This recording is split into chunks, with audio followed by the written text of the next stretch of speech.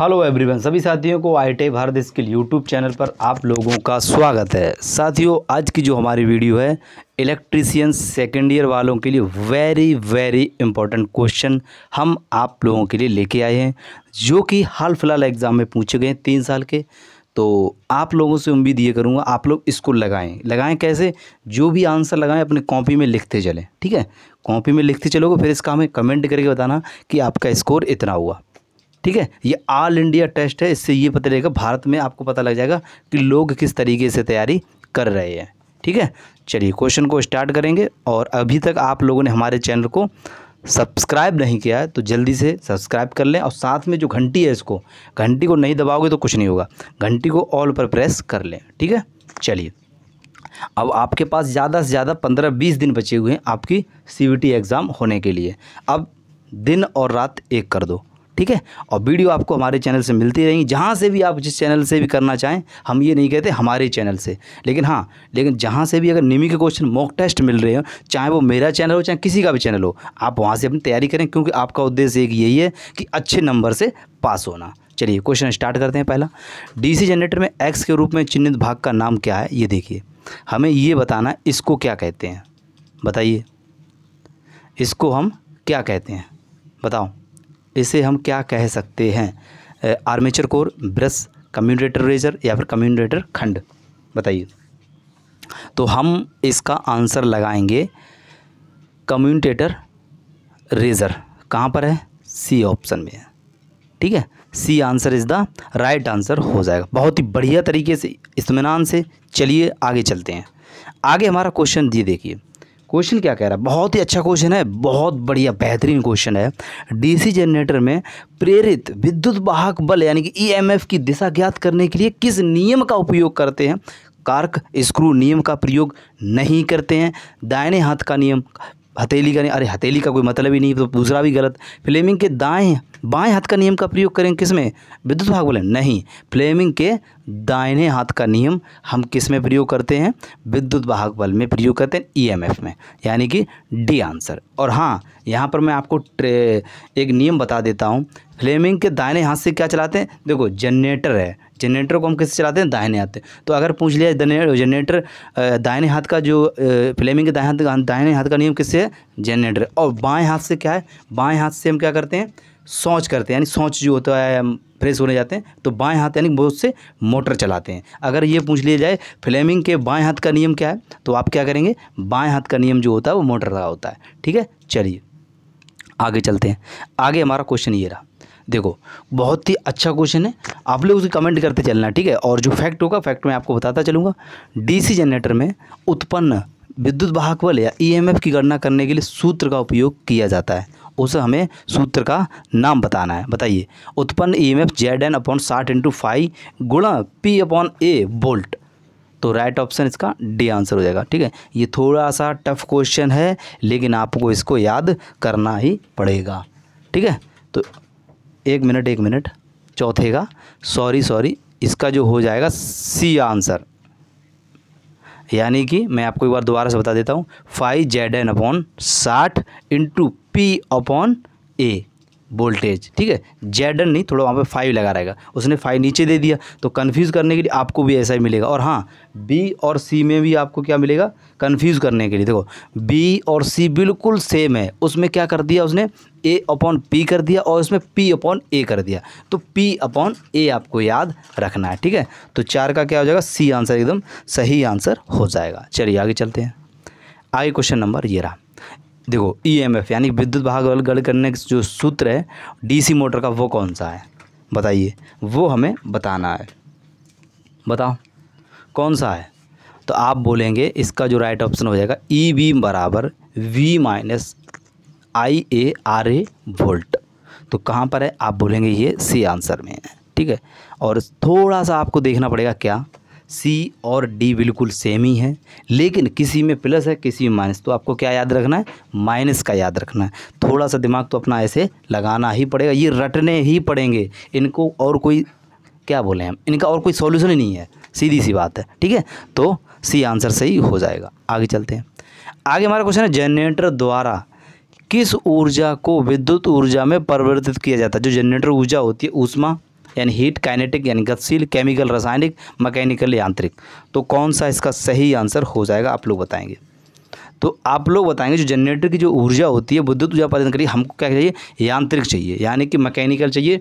D answer इसका सही answer हो जाएगा। डी आंसर एकदम सही हो जाएगा। जितने भी लोग इसका डी आंसर लगा रहे हैं, बिल्कुल आप लोगों का डी आंसर सही हो जाएगा। बहुत ही बढ़िया। चलें साथियों आगे। बहुत बढ़िया, बहुत शानदार। चलिए ये रहा क्वेश्चन, जनरेटर का सिद्धांत क्या है। अब देखो आ गया जनरेटर का सिद्धांत, मैंने आपको बताया था और वही क्वेश्चन आ गया है। अब हाँ, जो जनरेटर का सिद्धांत है वो बाएं हाथ का नियम है, ये तो फ्लेमिंग के बाएं हाथ, लेकिन उसमें क्या है, डीसी जनरेटर का सिद्धांत है। तो डीसी जनरेटर का जो होता है वह फैराडे का विद्युत चुम्बकीय प्रेरण का नियम होता है। अगर आपसे पूछा जाए जनरेटर का सिद्धांत तो दाहिने हाथ का, लेकिन उसने पूछा डीसी जनरेटर का सिद्धांत जो है फैराडे का विद्युत चुम्बकीय सिद्धांत। तो इसका क्या हो जाएगा, यही हो जाएगा। ठीक है, तो आप क्या करोगे, सी आंसर मत लगाना। ठीक है, तो ये आपको डी आंसर, फैराडे का विद्युत चुम्बकीय प्रेरण का नियम, डी आंसर एकदम सही आंसर हो जाएगा। बहुत बढ़िया, आगे चलते हैं। ये रहा क्वेश्चन, गतिशील रूप से प्रेरित ईएमएफ यानी विद्युत भाग बल का सूत्र क्या है। तो इसका जो सूत्र है, और ये क्वेश्चन जो है रिपीटेड क्वेश्चन है, 3 बार ये एग्ज़ाम में आया, 3 बार। और आप नहीं मानते हो तो जो एग्ज़ाम हुई है 2019 में भी, 2020 में भी, 21 में भी, जितनी भी अभी तक एग्ज़ाम हुई हैं उनमें ये तीनों में ये क्वेश्चन ये पूछा गया, और पता नहीं क्यों पूछा जाता है। ठीक है, और हो सकता है आप लोगों के एग्ज़ाम में आ जाए। तो इसका सही आंसर क्या हो जाएगा, इसका सही आंसर हो जाएगा BLV sin थीटा, यानी BLV sin थीटा वोल्ट। ठीक है, तो सी आंसर इसका सही आंसर हो जाएगा। जितने लोग इसका सी आंसर लगाया है बिल्कुल आपका सही आंसर हो जाएगा। बहुत बढ़िया, बहुत शानदार तरीके से सी यहाँ तक हमने किए हैं। एक भी क्वेश्चन आप लोगों को गलत नहीं होना चाहिए। ठीक है, चलिए आगे क्वेश्चन शुरुआत करते हैं। चुंबकीय क्षेत्र की दिशा ज्ञात करने के लिए किस नियम का उपयोग किया जाता है। जो हमारा चुंबकीय क्षेत्र है उसकी दिशा ज्ञात करने के लिए कार्क-स्क्रू नियम का प्रयोग करेंगे, दाहिने हाथ के हथेली का नियम करेंगे, फ्लेमिंग के बाएं हाथ का, फ्लेमिंग के दाएं हाथ का। अब चुंबकीय क्षेत्र की दिशा पूछा है, क्या पूछा है, दिशा पूछा है। तो आप बोले चुंबकीय यानी कि फ्लेमिंग के दाहिने हाथ का नियम का प्रयोग हम किस में करते हैं, हम करते हैं चुंबकीय क्षेत्र की दिशा ज्ञात करने के लिए फ्लेमिंग के दाहिने हाथ का नियम का प्रयोग करते हैं। ये बात आप अच्छे से याद रख लें। बहुत ही शानदार तरीके से हम स्टार्ट करते हैं, इसी के साथ आगे बढ़ते हैं। बहुत बढ़िया, चलिए अगला क्वेश्चन है, डीसी जनरेटर का नाम क्या है, इस भाग का नाम क्या है। तो सभी साथी कमेंट करेंगे इसका क्या हो जाएगा, स्टेटर, ध्रुव कोर, पोल शू या फिर योक फ्रेम, यानी कि हम कह सकते हैं कौन सा इसे बोलेंगे, इसे हम क्या बोलेंगे, आप लोग बताइए। फटाफट कमेंट करेंगे एकदम जल्दी से। बहुत बढ़िया, बहुत शानदार, यानी कि उसे हम बोलते हैं फ्रेम या योक। डी आंसर एकदम सही आंसर हो जाए। जितने भी लोग डी आंसर लगा रहे, बहुत ही बढ़िया और बेहतरीन तरीके से इसका शुरुआत करते हैं। चलिए उड़ा दिया, धुआं धुआं कर दो भाई। इस बार 38 में से 36-37 क्वेश्चन आप सही करके आना एग्ज़ाम में। ठीक है इलेक्ट्रीशियन वालों। चलिए आगे स्टार्ट करते हैं। आगे हमारा यहाँ पर देख सकते हो, जो 4 पोल डीसी जनरेटर में डुप्लेक्स लैप बाइंडिंग में कितने समांतर रास्ते होते हैं। 4, 6, 8, 10, 12 जो भी होते हैं, जल्दी कमेंट करिए फटाफट। देखते हैं कितने होते हैं आप लोग। या इसका सही आंसर दे पाओगे तो 4 दूनी 8 कर दो बस। मैंने भी ऐसे याद करवाया था सभी को, आप भी ऐसे याद करो। अगर पूछ लिया कितने रास्ते, 4 दूनी 8, तो 14 का सी आंसर रटना ही पड़ेगा इसको, और इसका कोई इलाज नहीं है, कोई सूत्र नहीं है। ठीक है, चलिए आगे चलते हैं। आगे हमारा क्वेश्चन ये रहा। सभी लोग फटाफट जल्दी से क्वेश्चन को पढ़िए, हम पढ़ के आपको बता देते हैं एक बार।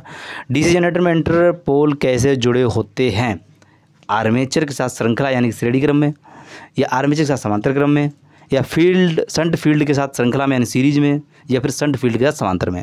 अब हमेशा याद रखना डीसी जनरेटर जो होता है वो श्रृंखला में होता है, लेकिन किसके साथ होता है, वो आर्मेचर के साथ होता है। किसके साथ होता है, आर्मेचर के साथ। यानी कि इसका फर्स्ट ऑप्शन इसका सही आंसर हो जाए। जितने भी लोग ए आंसर लगा रहे हैं बिल्कुल आप लोगों का सही आंसर हो जाएगा। बहुत बढ़िया तरीके से ए आंसर हो जाएगा। चलें आगे, बहुत बढ़िया। चलिए ये रहा क्वेश्चन, डीसी मशीनों में कौन से 2 बिंदु हैं जो ब्रश संपर्क प्रतिरोध को मापते हैं। डीसी मशीनों में वे कौन से 2 बिंदु हैं जो ब्रश संपर्क प्रतिरोध को मापते हैं। अच्छा, विपरीत ब्रश के बीच प्रतिरोध हो, या फिर ब्रश और कम्यूटेटर राइजर के बीच प्रतिरोध हो, ब्रश और कम्यूटेटर के बीच प्रतिरोध हो, या ब्रश और आर्मेचर कंडक्टर के बीच प्रतिरोध हो, किसके बीच प्रतिरोध होना चाहिए? तो सही आंसर जो हो जाएगा, हमेशा याद रखना, जो ब्रश होता है, ब्रश और कम्यूटेटर के बीच में क्या प्रतिरोध, ठीक है। तो राइट ऑप्शन सी आंसर इसका सही आंसर हो जाएगा। बहुत बढ़िया, चलें आगे। यहाँ तक किसी भी साथी का एक भी क्वेश्चन गलत नहीं होना चाहिए। चलें, बहुत बढ़िया। आगे क्वेश्चन ये रहा, क्यों एक डीसी जनरेटर के आर्मेचर कोर पटलित हैं? बताओ क्यों हैं? बताइए जल्दी, सभी लोग कमेंट करिए फटाफट। भंवर धारा हानि को कम करें, क्या ये क्वेश्चन सही है? तो हम कहेंगे बिल्कुल सही है। भंवर धारा हानि को कम करें क्या?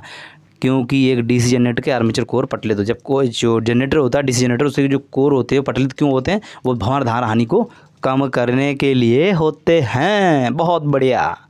चलिए, क्वेश्चन है, डीसी जनरेटर को आर्मेचर प्रतिरोध बहुत कम क्यों है? मतलब कि जो डीसी जनरेटर है उसका जो आर्मेचर प्रतिरोध होता है वो बहुत कम क्यों है? आर्मेचर धारा को कम करें, आर्मेचर वोल्टेज को ड्रॉप कम करें, या फिर वजन कम वजन को के साथ आर्मेचर चलाएं, या आर्मेचर का तापमान कम करें? बताइए, सभी लोग फटाफट एकदम कमेंट करेंगे 22 नंबर का। देखते हैं कितने लोग इसका सही आंसर करते हैं। बहुत शानदार तरीके से काफ़ी लोग इसका आंसर लगाएंगे B answer, armature voltage drop को कम करें। बहुत बढ़िया, शानदार। चले, ये रहा क्वेश्चन।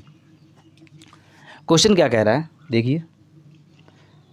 क्वेश्चन है, डीसी जनरेटर को घड़ी की दिशा में क्यों चलाया जाता है, क्यों चलाना चाहिए? अच्छा, जो घड़ी होती है हमारी, घड़ी की दिशा में यानी कि क्लॉकवाइज, ठीक है, यानी कि उत्तर से दक्षिण की ओर। बताइए क्यों चलाया जाता है? ब्रश को नुकसान से बचाएं, अवशिष्ट चुंबकत्व की रक्षा करें, आर्मेचर की शॉर्ट सर्किट से बचें, या जनरेटर अति भारित करने से बचें? 23 नंबर का सभी लोग कमेंट करेंगे, तो बिल्कुल सही हो जाएगा, अवशिष्ट चुंबकत्व की रक्षा करें। बी आंसर सही आंसर इसका हो जाएगा, ठीक है, बी। चलिए आगे चलते हैं। डीसी जनरेटर के वोल्टेज का निर्माण करने में विफल होने का क्या कारण है? ढीले ब्रश संयोजन, आर्मेचर प्रतिरोध अधिक है, फील्ड प्रतिरोध क्रांतिक प्रतिरोध से ऊपर है, प्राइम मूवर रेटेड गति से ऊपर चल रहा है। बताइए, तो वो हो जाएगा हमारा सही आंसर सी, ठीक है। क्या हो जाएगा? सी आंसर एकदम सही आंसर हो जाएगा। चलिए, लास्ट क्वेश्चन है, सेकंड लास्ट क्वेश्चन है। डीसी जनरेटर के पोल शू का उद्देश्य क्या है? एयर गैप को कम करें, क्षेत्र की ताकत बढ़ाएं, चुंबकीय हानियाँ को कम करें, एयर गैप में समान रूप से फ्लक्स को फैलाएं। तो इसका क्वेश्चन सी और डी में से कोई एक है। आप लोग हमें कमेंट करके बताना, ठीक है। और ये मॉक टेस्ट आपको कैसा लगा? ऐसे मॉक टेस्ट अगर आप चाहते हो तो हो सकता है, मैं अभी तक हम लगभग 20-25 क्वेश्चन लेते हैं। अगर आप लोग चाहते हो तो फुल मॉक टेस्ट लेके आएँ, जिसमें इलेक्ट्रीशियन का 38 क्वेश्चन, 25 क्वेश्चन एम्प्लॉयबिलिटी का, 6 क्वेश्चन वर्कशॉप का, और 4 या 5 क्वेश्चन इंजीनियरिंग का, पूरा फुल मॉक टेस्ट आपको कराएंगे, ठीक है। अगर आप चाहते हो तो कमेंट करके यस कर देना, ठीक है। जैसे पहले इसका आंसर कर देना और आंसर के साथ में यस कर देना, ठीक है। साथ में एक पूरा कमेंट करना, दो कमेंट मत करना, उससे क्या दिक्कत रहेगी, कन्फ्यूज हो जाएंगे, ठीक है। तो इस वीडियो को सबसे पहले अपने यार दोस्त चाहने वाले जो भी आपका ग्रुप हो उनमें शेयर कर देना, जिससे कि वो भी ये मॉक टेस्ट लगा सकें previous question. Thank you for watching. जय हिंद, जय भारत।